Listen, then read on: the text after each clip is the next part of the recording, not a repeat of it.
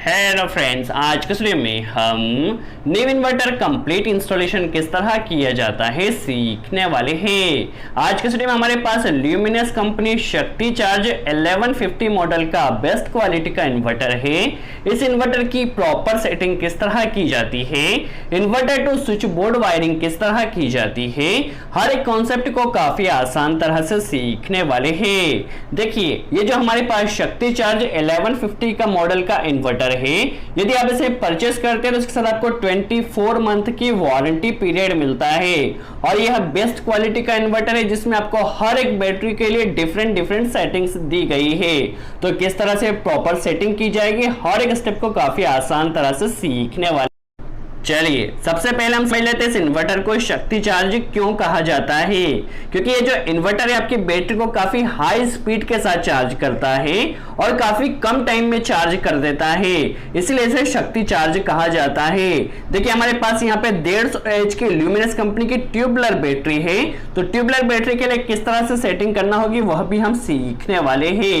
देखिए, ये जो इन्वर्टर है बेस्ट है यदि आपके पास कोई स्मॉल हाउस है तो वहां पर भी आप इसे कनेक्ट कर सकते हैं, या कोई आपके पास बिल्डिंग है या हाउस होल्ड है वहां पर भी आप इस इन्वर्टर को इंस्टॉल कर सकते हैं। यह जो इन्वर्टर है बेस्ट है जहां पर वोल्टेज की काफी ज्यादा प्रॉब्लम होती है।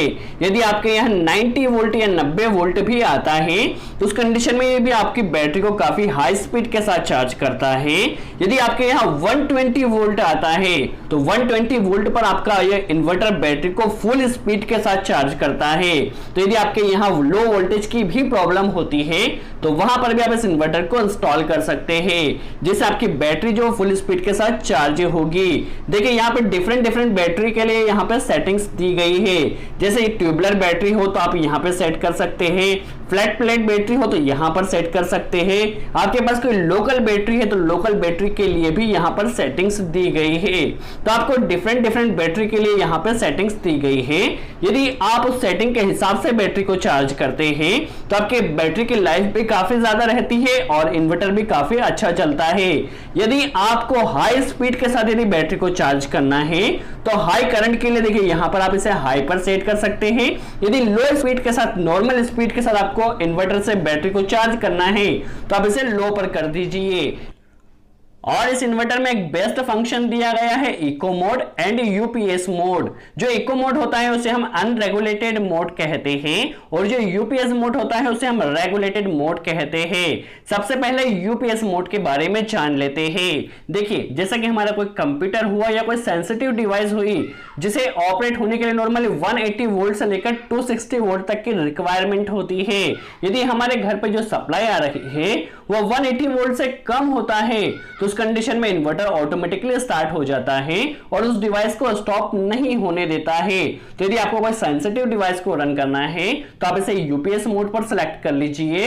यदि आपको नॉर्मल हाउस लोड रन करना है तो आप इसे इको मोड या अनरेगुलेटेड मोड पर रन करने दीजिए। इस कंडीशन में यदि आपके हाउस का वोल्टेज 90 वोल्ट से कम होता है तो उस कंडीशन में इन्वर्टर अपने आप स्टार्ट हो जाता है। और जो इको मोड का वोल्टेज रेंज होती है वो 90 वोल्ट से लेकर 290 वोल्ट तक होती है। देखिए, यदि वहां पर 90 वोल्ट से कम होगा तो इन्वर्टर ऑटोमेटिकली स्टार्ट हो जाएगा। यूपीएस मोड में जैसे ही वोल्टेज 180 वोल्ट से कम होगा उस कंडीशन में इन्वर्टर ऑटोमेटिकली स्टार्ट हो जाएगा। यदि आपको कोई सेंसिटिव डिवाइस रन करना है तो आप इसे यूपीएस मोड पर सेलेक्ट कीजिए, नॉर्मल डिवाइस रन करना है तो आप इसे इको मोड पर सेट कीजिए। और आप जिस भी मोड को सेट करते हैं आगे आपको फ्रंट पैनल पे वह एलईडी लाइट ब्लिंक होती नजर आएगी। यदि आपने इको मोड सेलेक्ट किया है तो आपको वहां पर इको की लाइट दिखेगी। यदि आपने उसे यूपीएस मोड सेलेक्ट किया है तो वहां पर यूपीएस की लाइट ब्लिंक होगी। तो इस इन्वर्टर में आपको ड्यूल चार्जिंग करंट ऑप्शन मिल जाता है।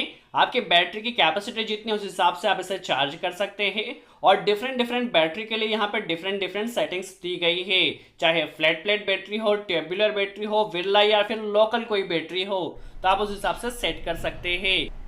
चलिए, यदि प्रोटेक्शंस की बात की जाए तो देखिए, इन्वर्टर से हमारे पास 10 स्क्वायर mm के काफी गुड क्वालिटी के वायर्स आ रहे हैं।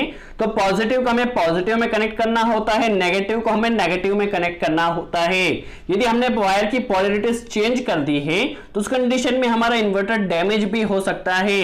बट इस इन्वर्टर में यदि आपकी पोलैरिटी गलती से चेंज हो चुकी है, पॉजिटिव की जगह नेगेटिव और नेगेटिव की जगह पॉजिटिव आ चुका है, तो यहां पर रिवर्स की एलईडी ब्लिंक होगी, जिससे आपको पता चल जाएगा आपके बैटरी का कनेक्शन रिवर्स हो चुका है। और उस कंडीशन में देखिए यहां पर आप वायर्स को चेंज कर सकते हैं, जिससे आपका इन्वर्टर डैमेज भी नहीं होगा। इसके अलावा हमें यहाँ पे ओवरलोड की एलईडी दी गई है। यदि इन्वर्टर ओवरलोड होता है तो ओवरलोड की एलईडी ब्लिंक होगी, लो बैटरी होती है तो लो बैटरी की एलईडी ब्लिंक होगी। यदि इन्वर्टर में आपने यूपीएस मोड सिलेक्ट किया तो यूपीएस की यहाँ पे एलईडी ब्लिंक होगी। यदि इको मोड सिलेक्ट किया है तो इको की यहाँ पे एलईडी ब्लिंक होगी। यदि बैटरी आपकी चार्ज हो रही है तो चार्जिंग के लिए यहाँ पे एक एलईडी दी गई है। मेन सप्लाई यदि आ रही है तो मेंस के लिए भी यहाँ पे एक एलईडी दी गई है। यदि हम इस इन्वर्टर को इंस्टॉल करते हैं तो इस समय कई एडवांटेजेस मिलते हैं। यदि हमारे यहाँ पे लो वोल्टेज की प्रॉब्लम है तो उस कंडीशन में भी इन्वर्टर बैटरी को फुल स्पीड के साथ चार्ज करता है और डिफरेंट बैटरी के लिए यहाँ पर डिफरेंट सेटिंग्स दी गई है। देखिए ये जो 1150 मॉडल का इन्वर्टर है, इससे आप 800 वॉट तक का कोई भी लोड रन कर सकते हैं और लो वोल्टेज आने पर भी ये आपकी बैटरी को करीब 13 से 16 एम्पीयर तक की फुल करंट कैपेसिटी के साथ चार्ज करता है।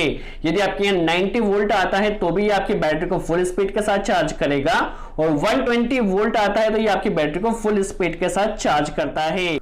तो ये करीब आपकी बैटरी को 3 से 4 घंटे में फुल चार्ज कर देता है। तो आपके पास कोई चाहे छोटा ऑफिस हो या फिर कोई हाउस होल्ड हो, सभी जगह पे इस इन्वर्टर का इंस्टॉलेशन किया जा सकता है। चलिए अब इन्वर्टर का कंप्लीट इंस्टॉलेशन किस तरह किया जाएगा, इन्वर्टर में हमें किस तरह से सेटिंग करना होती है हम समझ लेते हैं। चलिए सबसे पहले टर्मिनल्स की बात की जाए तो हमारे पास यहाँ 10 स्क्वायर mm के काफी गुड क्वालिटी के देखिए यहाँ पे बैटरी से कनेक्ट करने के लिए कनेक्टर्स दिया गया है। पॉजिटिव को हमें पॉजिटिव में कनेक्ट करना है और नेगेटिव को हमें नेगेटिव में कनेक्ट करना है। यह 5 पिन प्लग हमें इन्वर्टर चार्जिंग के लिए दिया गया है, जिसे हमें सॉकेट में कनेक्ट करना होगा, जिससे हमारा इन्वर्टर चार्ज होगा। देखिए इनपुट पावर सप्लाई के लिए 230 वोल्ट एसी हमें यहां पर कनेक्ट करना होगा, जिससे हमारा इन्वर्टर चार्ज होगा। यहां से हमें इन्वर्टर का आउटपुट मिलने वाला है, आप देख सकते हैं, जहां से हम फेज और न्यूट्रल दोनों ले सकते हैं, बट नॉर्मली हम इन्वर्टर वायरिंग के लिए फेज वायर ही कनेक्ट करते हैं। तो किस तरह प्रॉपर कनेक्शन होगा वह भी हम समझ लेते हैं। देखिए यहां पर हम इन्वर्टर चार्जिंग के लिए देखिए पिन यहां पर लगाएंगे और इस स्विच से इसे ऑन ऑफ करेंगे। चार्जिंग की जो पिन है उसे हम यहां से इन्वर्टर चार्जिंग को स्टार्ट स्टॉप कर सकते हैं। इसके अलावा देखिए हमारे पास 3 लोड है, आप 3 लाइट देख सकते हैं, 3 स्विच दिया गया है, जिसमें हमारे पास जो ब्लू लाइट और ऑरेंज लाइट है उन्हें हमें मेन पावर सप्लाई से रन करना है। देखिए और इस लाइट को हमें येलो लाइट को इन्वर्टर से कनेक्ट करना है। तो किस तरह स्विच बोर्ड में कनेक्शन किया जाएगा वह भी हम सीखने वाले हैं। देखिए इस स्विच से हमें इस इन्वर्टर की लाइट को कंट्रोल करना है और इन 2 स्विच से हमें मेन पावर सप्लाई की लाइट को कंट्रोल करना है। ये हमारे पास मेन देखिए स्विच बोर्ड में एक एमसीबी कनेक्ट किया गया है और एक इंडिकेटर कनेक्ट किया गया है। इन सभी का प्रॉपर कनेक्शन हम प्रैक्टिकली सीखने वाले हैं। देखिए हमारे पास फेज और न्यूट्रल 2 वायर आए हैं, इनका कंप्लीट कनेक्शन हम समझ लेते हैं।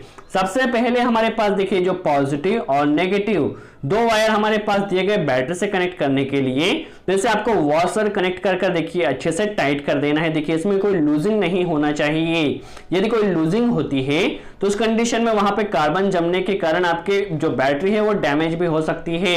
और एक बार आपका कनेक्शन अच्छे से टाइट हो जाए तो इसके ऊपर आपको ऑयल या कोई ग्रीस लगा देना है, जिससे वहां पर कोई भी कार्बनाइज नहीं होगी। चलिए सबसे पहले हम न्यूट्रल कनेक्शन समझ लेते हैं, किस तरह न्यूट्रल कनेक्शन किया जाएगा। तो न्यूट्रल देखिए हमें 5 पिन सॉकेट और इंडिकेटर में कनेक्ट करना है और सभी लाइट्स में न्यूट्रल हमें कनेक्ट करना है। तो देखिए सबसे पहले हम 5 पिन सॉकेट में न्यूट्रल कनेक्ट कर लेते हैं। यहां से एक कनेक्टर हमने इंडिकेटर में कनेक्ट किया है। देखिए इंडिकेटर में भी न्यूट्रल आ चुका है। अब हमारे पास जितने भी लोड है सभी में हमें न्यूट्रल कनेक्ट कर देना है।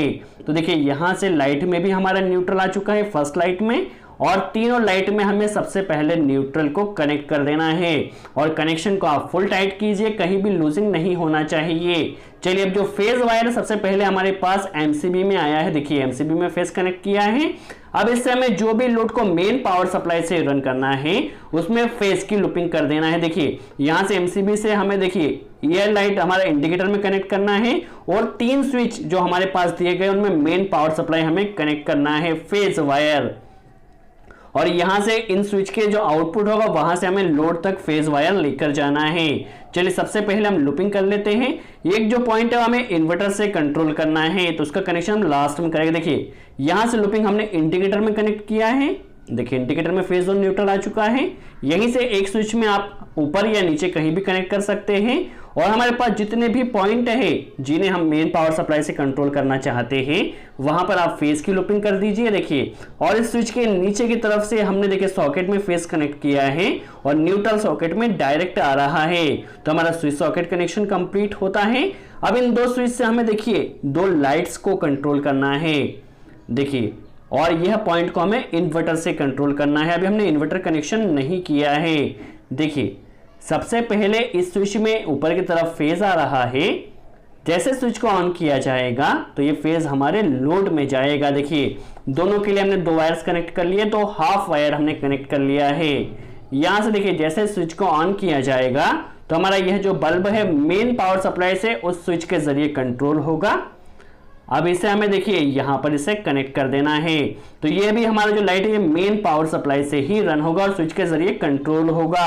अब इन्वर्टर कनेक्शन की यदि बात की जाए तो इन्वर्टर के लिए देखिए यहां पर हमारे पास देखिए ये चार्जिंग के लिए पिन दिया गया है। तो देखिए पहले हम चार्जिंग के लिए पिन लगा दिया है, इसे हम ऑन कर लेते हैं। देखिए जैसे ही इसे ऑन किया जाएगा हमारा इन्वर्टर की पिन को ऑन करते ही, स्विच को ऑन करते ही देखिए हमारा इन्वर्टर चार्ज होना स्टार्ट हो चुका है। देखिए आप यहां पर देख सकते हैं इन्वर्टर चार्जिंग भी ऑन हो चुकी है और यहां पे मेंस भी आ रहा है। और अभी हमने इसे इको मोड पर सेट किया है, इसलिए इको की लाइट यहां पर ब्लिंक हो रही है। अब हम इन्वर्टर का एक बार मोड चेंज कर लेते हैं। देखिए इसे हम यूपीएस पर सिलेक्ट किया है। अब आप देख सकते हैं यहां पर आपको यूपीएस की एलईडी यहां पर ब्लिंक होते नजर आएगी। दैट मींस इन्वर्टर हमारा अभी यूपीएस मोड में रन कर रहा है। और यहां पर देखिए हमें यहां से फेज और न्यूट्रल लेना होता है, तो जहां पर भी फेज आ रहा है आप चेक कर सकते हैं। यहां पे फेज आ रहा है, हम पहले वोल्टेज मेजर कर लेते हैं। देखिए यहां पर हमारे पास प्रॉपर वोल्टेज आ रहा है 238 volt, that means proper voltage आ रहा है। हमें चेक करना है फेज वायर कहां पर आ रहा है, क्योंकि इन्वर्टर से हम एक ही वायर लेके जाते हैं, जो न्यूट्रल होता है वो हमारे मेन घर का काम में आ जाता है। तो देखिए यहां पर फेज आया है, हमने यहां पर इसे कनेक्ट कर लिया है।